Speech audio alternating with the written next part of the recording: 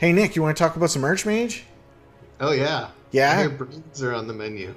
that's right. Your favorite. Brains are on the menu. Okay, so this week I've managed to do a whole lot of work. I'm not sure how impressive it will be because I did a lot of coding. So in this video, we're going to show some code. No pretty pictures this week, Thomas? Um, well, I'll run the game. We'll see some stuff in the game. So the agenda is we're going to show some stuff. We're going to talk about some code, and we're going to talk about NPC brains and what I was trying to achieve this week. That's the agenda. So, Okay. so I started this week, and I'm working against the Build 11 release list, right? And I'm working down. And I'm like, okay, I got to make these NPC interactions work correctly. And there's like two things that I needed to do. The first thing was I need tooltips that make sense, right? Like that actually tells you what it is. And all the goofy rules that are involved, like behind the scenes and the calculations and whatever, like some kind of way of showing tooltip, and they need to be consistent, right? Like, so like with the fishing and the exploring and whatever, like we kind of made like a more advanced tooltip. And I'm trying to like bring that everywhere, right? So I'm like looking at all the possible ways the player can interact with an NPC, and I'm like, holy cow, there's like tons of those things. I need to create some kind of generic tool tippy making function or something in order to do that. Okay, and the second thing is I need to have an NPC remember what happened to them. So Right. if you ask them, hey, what's your birthday? And they tell you, and then you ask them again, hey, what's your birthday? They have to know that they already told you that, their birthday, right? And they have to be annoyed. Yeah, exactly. So the whole thing is this game works if the NPCs act realistically. And if they don't, if they just act like JRPG vending machines where you just keep pressing the X button on someone and they keep telling the exact same thing over and over and over, and then I don't think this game will work. So those are the two things Monday morning that I'm like, okay, I need to do. And that involved like 2 days of refactoring and recoding and all kinds of craziness to create what I now call the NPC brain. And so I'm going to show you some code. Should we start with the code or should we start with the game? Game. Game. You always say game. You don't even want to see code. Yeah. Okay, well, fine. that way people don't want to, go cross-eyed. They can always just duck out. Okay. So for Roger's sake, we're going to jump right into the game. Okay, Nick, here we are in the game. So now I can go and I can show you all the work that I've done on the NPC relationships. Show it to me. Oh, I'm going to show you. You're going to see it. Okay, so we go in here. We meet this person for the first time. This whole thing on the left needs a bunch of work. It's no good. I just haven't had time to fix it. But what I did do is I made the relationship meter bigger so we can see it for this demo. And so her well-being is currently 61. She's fine. It's a scale of 100. And we just met, and first impression was not so great. We're at -4. And now we're going to go and talk to her. And so... At least she's happy. Pardon? At least she's happy. That's right. So we now have a bunch of options. And these options are listed here based on the level of our relationship.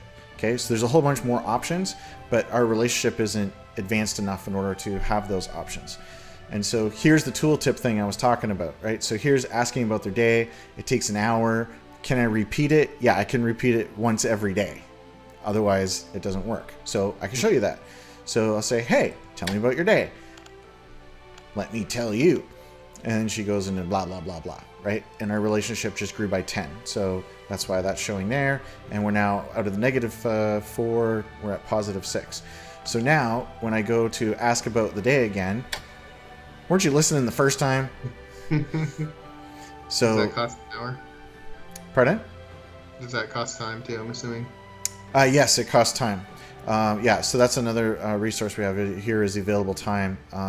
And that is how often we can talk to her. Now, for the purpose of this demo today, I've given her tons of time to talk with us so we can do it. But the idea is that you're building a relationship slowly. And so a good example of this I was thinking about as I was designing it was when I was 14, 15, 16, I would go down to my local computer store. Do you remember 386s? Mm-hmm. I have one. I had my eye on this 386. I wanted it so bad with my paper route money so I could play Wing Commander made by Chris Roberts. And that's all I wanted in life. I wanted a 386 so I could play Wing Commander. And I would go into the computer store, and I would like buy some things that I would need, whatever, come in and out. And then, they started seeing me more frequently, and then I would stay and chat with them a bit, and they would know a lot about computers, and I would try to impress them with my knowledge of computers or just learn from them and stuff. And over a period of a year or so, actually it was really funny. One of the guys there, the manager of the store, I was telling him I was learning programming, and he's like, oh, well, if you really want to know how to program, you should learn C. And I don't know why, as like a 14-year-old, that made such a huge impression on me, but I was like, oh, I got to go learn C. And so I did. I bought Borland Turbo C++ from them and learned how to program in C. And that actually created a foundation for everything that I've done in my life since. Back when compilers cost something.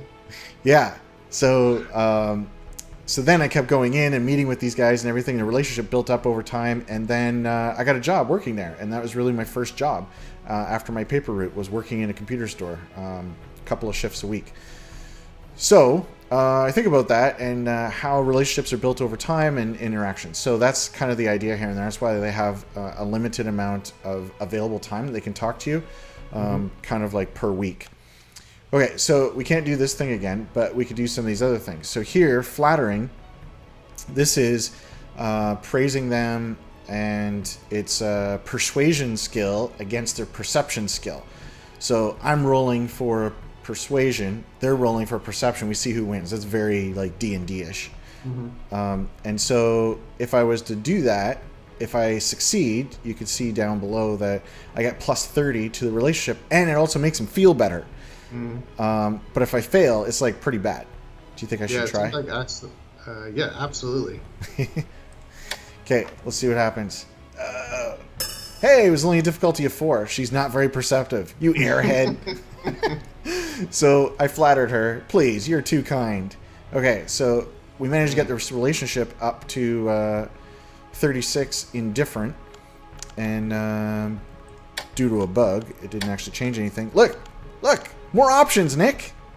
That's cool. Yeah. So if you flatter again, then you're going to guarantee fail, or... If I flatter again, I can only repeat it once every day. So I think I do guarantee a failure. Yeah. So once is nice, twice is exhausting. So now we have some more options. We can give him a gift. You want me to insult her? It's crazy success -5. Yeah. It's just funny. There doesn't seem to be any upside other than... Yeah, that's something that I need to work on, is like what exactly is the point of insulting someone. The only thing I can think of is like one person hates another person, so you go and like insult that person, and as your relationship with them goes down, your relationship with the first person goes up. Yeah, I think that's kind of cool. It's basically schoolyard bullying. I'm sure that the answer will arrive. Maybe our wonderful fans that are watching this can tell us, hey, what can we do with this insult feature? Yeah, and sometimes an NPC just has a stupid face and they deserve it, so... Exactly. Well, there's more and more options as the relationship tanks more and more. Like, if they, like, hate you, there's, like, different options. Okay, so the next one is giving them a gift. Look at all that text in that tooltip. This is a complicated game. So I have to print it out. So there's 2 kinds of gifts that we can give to NPCs. I've talked about this from day 1.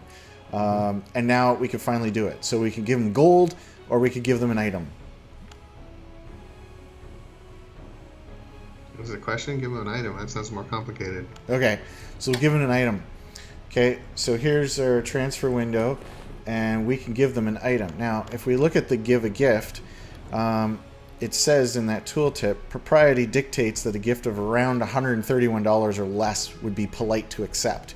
Okay, so if I just grab this intro to beef jerky, drop it in there, okay, it's worth $450. And this valuation is based on like the purchasing value as opposed to the selling value. Right? So if you go and you buy someone a video game for $50, then it'll go, hey, wow, that was worth $25 wholesale. They go, oh, wow, that's worth $50. Okay? And so I say accept. Hey, she took it. Oh, well, she doesn't know about etiquette, apparently. Apparently not. Okay, well, we can still give her a gift. So we could load this up. So we could just throw all kinds of crap at NPCs. We can empty our inventory.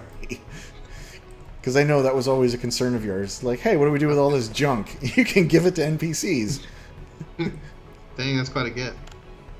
You're too kind, I cannot accept. Aw, she refused it because it was worth too much. Oh, that's cool. I like all the text down there, the gold icon, everything looks great. Yeah. So when you're giving stuff to them, there's a bunch of things that are going on with the gift giving. One is, so if we look at the tooltip, if the gift's value is less than the previous gift that you gave them, they get a 50% penalty on it. So I gave her a gift that was worth 450. If I give her some gold and I say, hey, here's like 100 gold, I should get maybe 10 relationship or maybe 12 relationship with that. Not as generous as your previous gifts, but thanks anyway. What a rude thing to say. That's right. So $10. I guess I would have got 20 out of that gifting, but I only got 10.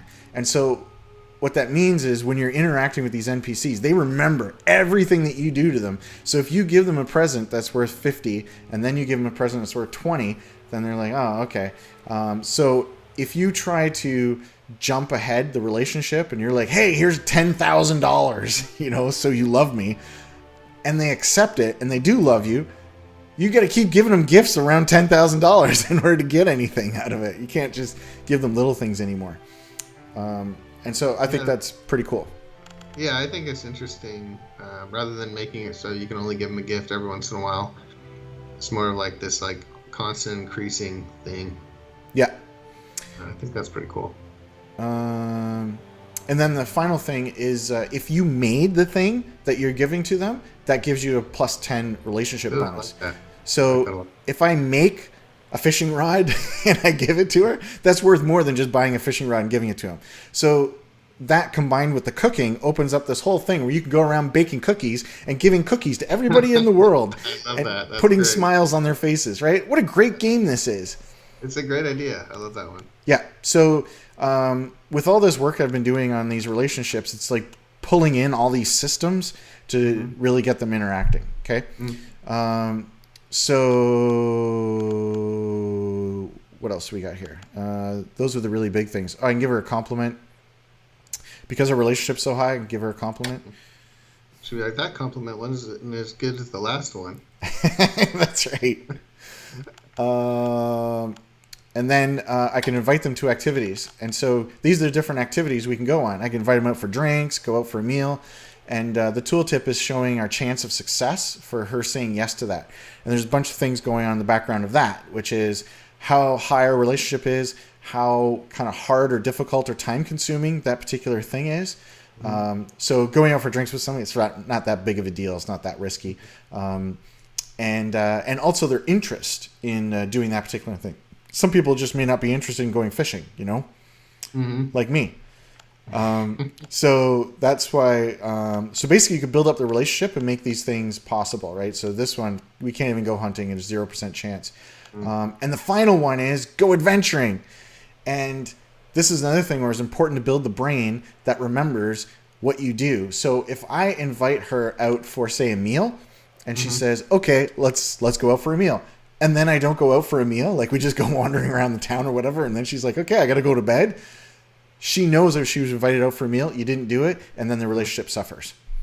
Interesting. So yeah, and I think you said that you had to do a decent amount of back-end work to get this working, right? Because the information that goes into somebody that remembers is a huge amount, right? Yeah, it was a lot. And we were having performance problems with the game. That's another reason that we can't release it. There's a lot of reasons we can't release this game right now. But one of the reasons was because performance is so bad after like 1 or 2 months.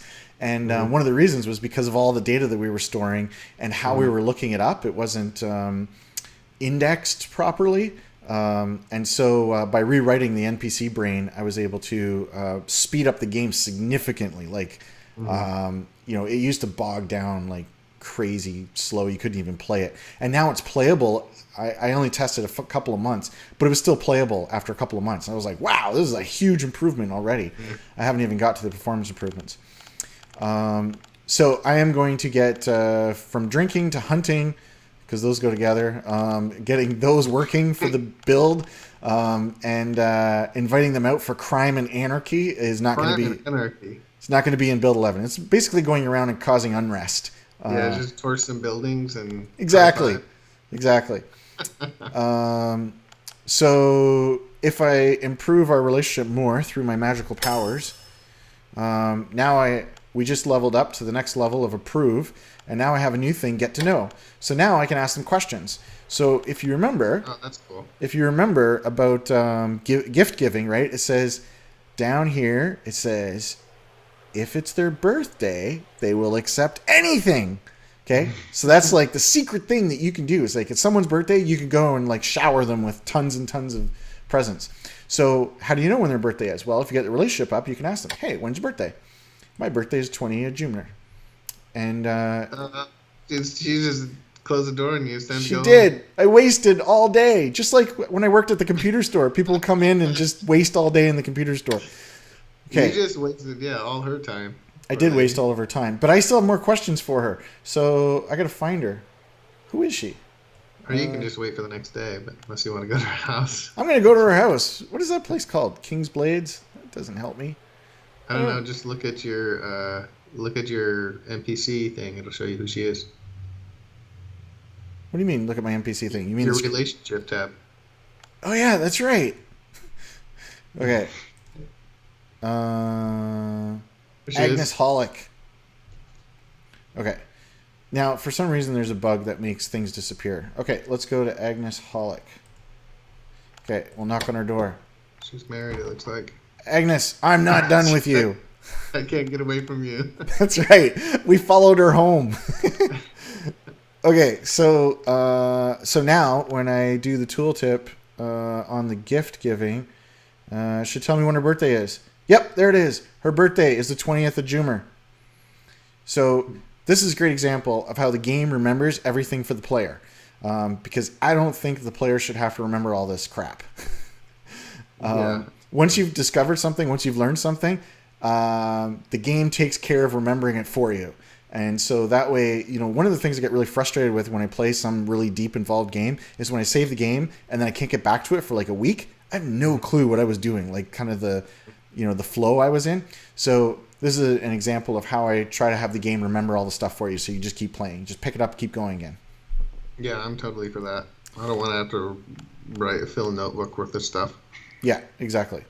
So all these things have checks on them to see if you're duplicating them, to see, some things you can repeat every 3 hours, like a compliment I can do every 3 hours. Right. So I do it. Great. Okay. Don't push your luck. So just checking for all those things was like a whole lot of work. So you want to see some code? Yeah. Okay. Right answer.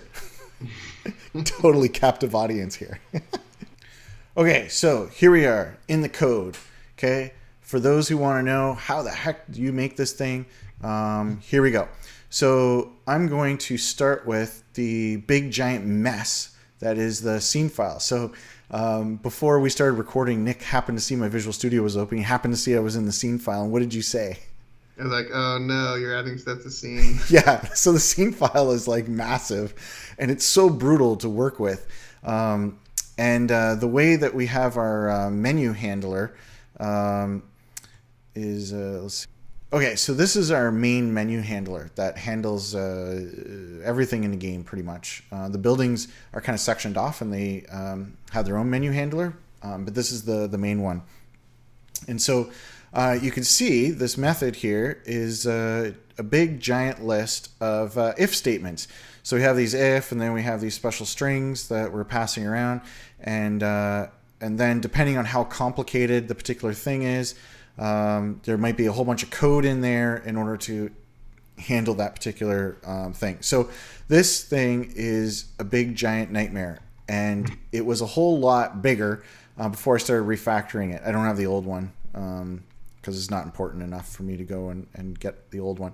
But anyway, this thing is a big giant mess. Not only was it a big giant mess in here, this is for the handler, and then we have two separate things. One is handling the command that comes through, so processing the command, and then displaying whatever the menu is supposed to be. So if I go down here into the talk menu, this is just a subset of it, and then you see big giant if statements with tons and tons and tons of code in order to fill out those menus. And depending on, the question one is relatively simple for creating a simple menu choice. Okay, fine, what skills do you have? And it just has the command string for it.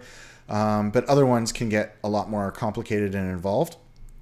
And so the problem with this was as I was working on the NPCs and interacting with them, I was modifying or adding up to 30 different interactions you can have with an NPC. And so it was like a giant nightmare to try and work in this thing and just find the code, because there's two separate spots, one where it shows the menu and one where you process it, and jump around between those things. And there's no easy way because they're all in one giant method. And so I was like, oh, this is really terrible. What I need is some simple thing that I can execute. Basically a data-driven approach, so I can make those tooltips, because there's nothing more frustrating to me in a game than when I read a tooltip and then I go to do something and the result is different than what the tooltip says. And that's because somebody wrote the tooltip separately and then somebody coded it separately. So I want as much as possible for everything to be data-driven. And so what I did this week was to go and do exactly that. So I can show you up at the top of this big giant mess of if statements is this little bit right here, which is, hey, for all the interactions, see if you should show the menu and execute the interaction. And that's it. I just have to register these interactions that I create, and then this is all the code that runs the rest of the game for all the NPC interactions. So I thought that was pretty cool, and we can go to here is the base class. No, that's not the base class. Here's the base class for the interaction. There's a whole bunch of variables here, and that's because the tooltips are so complicated. So here's what's great, Nick. We got one tooltip function that handles everything. Nice. It's complicated. Now, the reason that I made this giant mess here is because the other way of doing it, like with the big giant if statements, I was going to have to cut and paste the tooltip thing over and over and over again. Each one would be slightly different. And then if I wanted to go and change like the color of how it displays a certain thing, like a success or a failure, I'd have to go and do it in like 30 places, whatever. It was just a nightmare. So I was like, okay, fine. I'm going to make something that's data driven. Here's all my possible data values. And it's just going to figure out from the data the tooltip to display. And so that's what this thing does. One tooltip to rule them all. And then it has all the core logic to figure out things like what are my modifiers, when I should show in a menu, and then here's the main processing loop.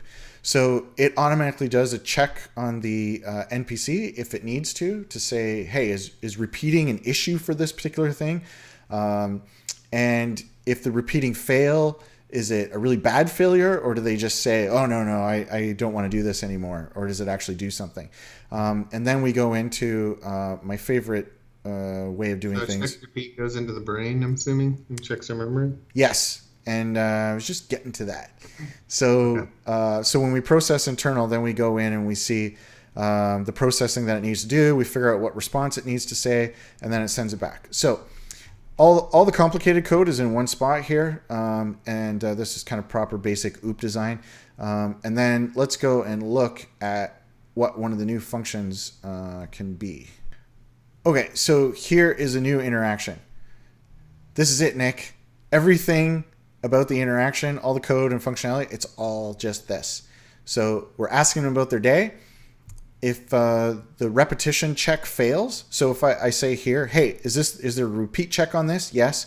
What's the repeat check? It's either a certain number of hours or it's daily. So this is a repeat once a day check. And then I just put in my text for, hey, this is what happens when it fails, and this is what happens when it succeeds, and all the rest of the stuff is here. This is where we control if the relationship is of this level, then it shows it, and if it's below this or past the max, then it doesn't show it anymore. So, for instance, somebody who hates you, you can't go in and say, "Hey, how you doing? How's your day going?" Like that totally drops off. Basically, you have options like insulting them, or punching them. So it really cleaned things up. Pardon? Get a bad relationship. Yeah. Gift giving is one way that you can get past it. And jokes, the thing we talked about last week. So everybody will listen to a joke. Even somebody that hates your guts, you tell them a funny joke, they do like you a little bit better. Yeah. So jokes are the get out of jail free by you can turn anybody around if you have enough jokes. Okay, so this is an example of a really small one. And then one that's a little more complicated. Okay, so here's a complicated one. So in this one, I say, hey, there's asking them a question, and then there's a submenu that needs to appear. Again, we're defining when this thing can appear, and then what things we want to execute. And so here's kind of a big blob of code, kind of like before, but there's nothing I can do about that. Each one of these options are simply different. But what I do is I define these are the memory types that are created from this thing. Okay, so when I ask this question, it's this kind of memory. When I ask this question, it's this kind of memory.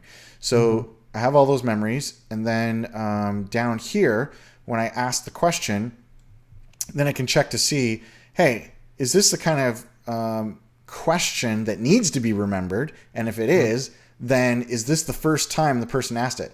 So if you ask someone, hey, what's your pet's name for the first time? They go, oh, what a sweet guy you are, asking for what my pet's name is. Like, hey, what are the name of your kids and stuff? That's like a really personal, make you feel good thing. If they ask you that 5 minutes later, then, it loses all its charm. So that's what all this is for. And so everything is encapsulated. That's one thing I love about doing things the right way, is encapsulating everything. And so you see, these are all the questions, and all the processing is pushed down to these methods. And so then I got these really basic methods. Some of them are more complicated than others. Like the family member one has like a bunch of code for looping through the family members and figuring out where to put commas and where not and all that stuff. So everything's encapsulated. So if I want to go and modify one of those things, I no longer have to use my search bar up here in order to find the 4 places in the code. I can now just jump into the specific methods. And you've been reading a book recently about writing really short methods. So I wrote short methods to try and impress you, Nick. Yeah. That's a beautiful one, Thomas. Thank you. Okay, so let's go take a look at the NPC brain. And the first thing that was really, really important was putting in the maxes for all the different things. So this is a list of some of the stuff that can happen to NPCs throughout the game. And this is just setting up the maxes. So once it gets too many of them, it starts tossing the earlier ones. And this keeps the brains really small and really short. And so what's nice about that is most of the time when I want to know something, like, hey, when's the last time you got a compliment? I only care about the last time. I don't care about all the previous times you got a compliment, right? And so that max feature basically keeps it to just one row in a dictionary. And so what I did was I created a dictionary of the memory types. And so I was thinking about the human brain and how we kind of remember things. It's very associative. And so I decided, hey, I should probably make the brain that way, make it associative. And so that's what I did. So if I'm looking up a compliment or a hug or a question or an attack by a monster, I say, hey, I'm looking for this kind of thing. And then it can zip to that thing really fast. And then it gives me a list of all of its memories. This I can actually speed up by switching it to a dictionary, but I haven't done that yet. And so once I tell it the kind of type, there's basically 2 functions to make this whole thing work. Remember, and then I tell it, hey, here's all the stuff I want you to remember, and then that creates a memory. And then it tosses the memory into the stack, right, into the dictionary. And then I can retrieve the memories. I can retrieve memories by character. So it's like, hey, show me everything for the player, that's interacted with this person. Because remember, these things are spread all over the place in different data sections now. And so pulling it all together into one nice list, like you see in the game that we were just looking at on the left, that's what enables that. Getting all the memories chronologically is important for debugging and stuff. And then I just have these basic retrieval methods, like, hey, retrieve this memory. And then it either exists in there or it doesn't, and it's like super fast to retrieve.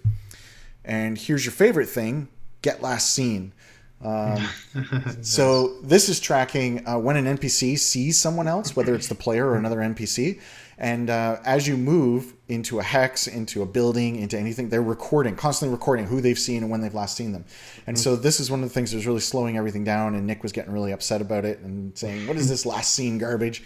And and so by making it a dictionary, I was like, man, I was at first was just trying to make all memories the same kind of memories and like jam them all together into the same list. But then I started thinking about it. I'm like, when does it ever matter, like keeping the scene information in with, pet's birthday or stuff like that? Like they don't need to be together as long as the user of the brain, as long as it looks like a facade, like it looks like it's all together, it doesn't actually have to be all together. And so that's when I was like, hey, that's pretty interesting. I can store different kinds of data in different kinds of containers in different parts of the brain. And then I started thinking about it. I'm like, that's exactly how our brains are designed. So I kind of reverse engineered the human brain. That might be a little bit of an overstatement. But anyways, I had a real kind of aha moment. I'm like, hey, I must be on the right track because a lot of these problems have already been solved in biology. And so here I am in computer science trying to do the same thing. And then I ended up stumbling onto the same road. And it just gave me appreciation for how the human brain is created. Yeah, you got to be able to, be quick with your retorts. So everything needs to be stored properly in the brain. That's right.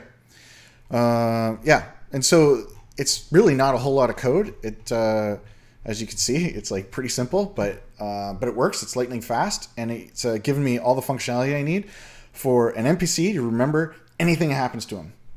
So our memory types are those, you may have to create a new memory type to do one? Is that? Yeah, so if something is worth remembering, then it goes into these memory types. And so you can see there's a bunch here. These are basically your buckets, right? The verbs, yeah. I call them verbs. Okay. These are things that can happen to you. So yeah, they'll remember each one of these verbs. And then I can control how much of each verb they remember, right? Like, so some of them are just one. Some of them are up to 100, right? And so I really like the control that this gives me by being able to do that. And we can see what the performance is like versus the game experience. Like performance might say, hey, make it less than 100, but game experience might say, no, it needs to be 100, like that kind of thing. Right. Yeah, like last scene or first scene, you maybe only need one. Yeah. You don't need every time somebody sees somebody, but like that's a good way. Then we can balance performance with the game value. Yeah. Now, one question is, when it comes to pairing it off, does that happen when you add something in? If it's over, then it just deletes n records or one record when it does it? Or is that... Yeah, it deletes one record as it does it. So if you say max is 5, it's just tossing the first one to put in the sixth one. Gotcha. Yeah, that makes sense. Yeah. So the big question is, when is Build 11 going to be out? This week was a full week. I think I put in... probably by the end of this week, I'll put in 60 hours. Dang. And that's because I'm trying to do my work and your work, Nick. And so my wife and kids haven't seen me. And we were at the dinner table, I think it was last night. And I said to Catherine, I'm like, so you haven't seen me in quite a while. Which do you like more, seeing me or having the money? And she said, the money. So I'm just going to keep working 60 or plus hour weeks, and she likes hanging on to the money, the savings that we're getting in February. Priorities. That's right. She's got her priorities straight. So how is Build 11 coming? So getting these NPCs working is really important to the whole experience of it. I'm guessing that people watching the videos that have played the previous builds are like, no, the game's about like going and finding stuff in dungeons. Like, what are you wasting all your time on this and stuff? And my answer to that is, no, really, this is important. It may not seem that way, but it actually really is important for tying all these systems together in order to have like a really holistic experience. So if you build a relationship up to best friend status and you ask the guy to come adventuring with you and you go into the dungeon and goblins pop out and they slay him, that should be an amazing moment, right? Of real role playing. It should. All that flattery got me nowhere. Exactly. Why did I bring this farmer into the dungeon with me? It makes no sense. And I had to persuade him to come, right? He didn't even want to come. So anyway, so in terms of tasks, I had posted a list of the outstanding tasks before the build is done. I haven't finished a single one of them this week because rewriting the brain and getting all these NPC interactions to work all came under one task, and there's still more to go. So I didn't even finish one task. But some of the tasks are ginormous, like this one, and some of them are really smaller, like they're like a few hours or a day type tasks. So not every one of them is going to be this long. So I think I'll finish up this relationship stuff a couple more days. I'm going to work on it tomorrow, and then probably maybe Monday, Tuesday, or something like that. So then I'll be moving on. So that's all the information I can give you because that's all I know. It looks good. You got a lot of work done. I can definitely see that. Thanks. Yeah. Okay. So until next time, I guess we'll say goodbye, and we'll hear what you guys have to say. What do you think about the NPC relationships and the brain and all that stuff? Yeah, we'll like to hear what you have to say. Okay. Bye. Bye.